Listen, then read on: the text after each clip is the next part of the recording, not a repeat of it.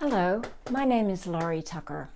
I recently published a book called What Odd Things I Thank You For: Discovering Grace in a Shattered Life.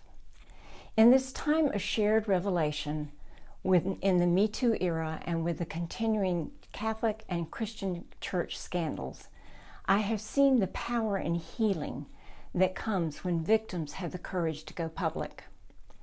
What Odd Things I Thank You For is my contribution to the collective story of surviving abuse.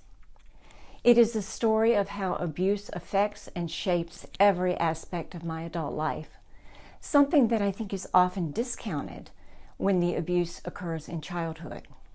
What Odd Things I Thank You For also, and I am privileged to say, includes happy memories of marriage and children. It is a diary of my healing journey and a chronicle of my expanding faith. So what is my story? For 18 years of my childhood, from ages 3 to 21, I was the victim of weekly sexual abuse and torture at the hands of my grandfather, his friend, and my father. The trauma I endured was horrific. Although my grandmother and mother knew, neither intervened. Through God's grace, and I now know God's presence, I survived my childhood mostly intact, married a wonderful man, and had 2 beautiful children. I was a stay-at-home mom, very involved in the children's lives as room mother, scout leader, church volunteer. Things were cooking along pretty well as long as I stayed involved and busy. When the kids left home for college, my world fell apart. Suddenly, some days I could not get in a car, simply could not get in a car. Going to the grocery store caused panic attacks. Taking my 2 cats to the vet made my life fall apart. I suddenly could no longer take trips, not even to see my children. This was not typical empty nest syndrome. I went into therapy to try to figure it out. I had to work with a few therapists before I found a good fit, but Ron Rothschild, a holistic psychotherapist, fit the bill. Each of the therapists I worked with suspected abuse, but I had no memory. Just as a body will faint when it encounters too much pain, my brain shut down in the middle of too much horror and pain to be endured. No cognitive memory of the abuse was retained, but my body held the memory. It was time to go into my body, bring the memory out, and bring it into the daylight. I couldn't just say, "Okay, body, tell me what happened." I needed a way to connect to memories too painful to be remembered. I was able to do this by connecting with the inner parts of me, the inner young parts of me, my inner children, if you will, who knew what had happened, and as they began to trust me, were willing to tell me. These inner children, little Laurie and Lockie as I call them, gave me the means to learn who I really was and what had really happened.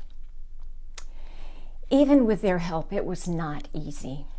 The trauma I had endured was massive, and I couldn't bear to look at a complete memory. Trying to do so would make me dissociate or leave my body as I had during my childhood.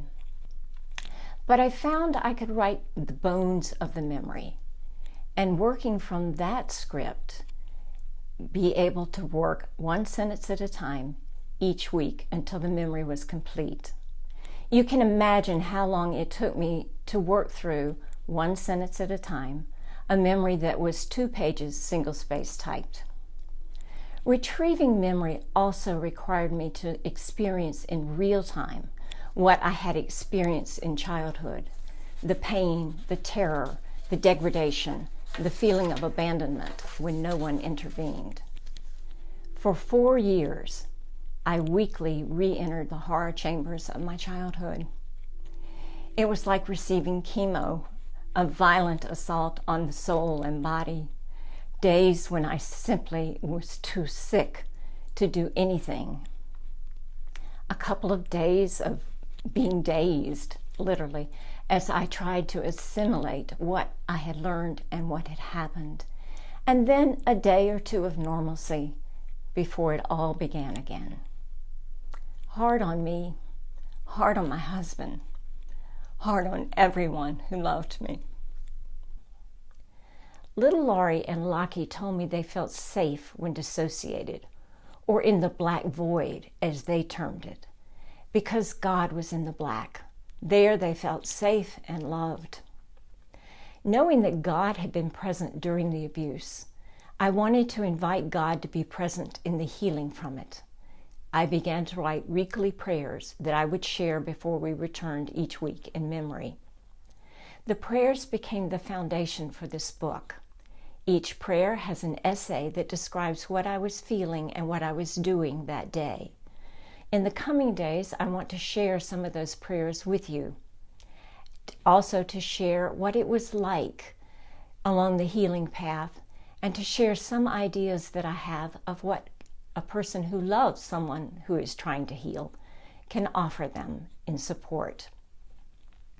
But even as I feel safe enough today to share my story, hard as it has been, I know there are men, women, and children who cannot speak because of fear, shame, or the risk of even greater harm. To them, I would like to share this blessing in closing. For those who cannot speak, when fear keeps you hidden and silent, we will speak for you. When the shouting voices demand your compliance, we will whisper your truth. When society and culture blame you for cruelties endured, we will illuminate your reality.